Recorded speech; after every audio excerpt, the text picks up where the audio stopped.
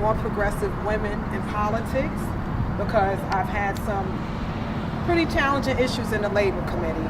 And the one that I'll speak about briefly is the pay equity bill. I mean, we had a very strong bill that I felt was good and should have been able to pass in both the House and the Senate. And it actually did pass in the House after it got watered down to an extreme that I just didn't feel comfortable with. And it got stuck in the Senate and never made it out. It died. And that's very unfortunate, because as it's been said, we're in a climate and a time where we're seeing exactly where women are not valued the same as men, and that we're robbing women and families and their futures and future generations. As you said, you have granddaughters.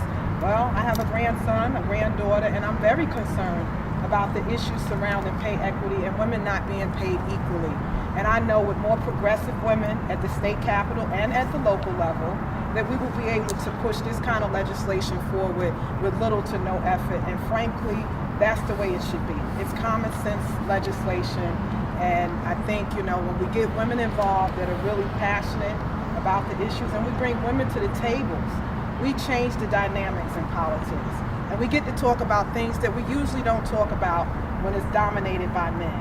And I'm not taking anything away from the men. I think we have some really great men in politics. But with us being at what? Less than 30% representation, I don't think that is fair. I don't think that is equitable. And I think that is reflected in the policies that we see and the things that we've been dealing with thus far. And I frankly think that it is time for a change. And like Nancy, I'm very concerned about us going backwards.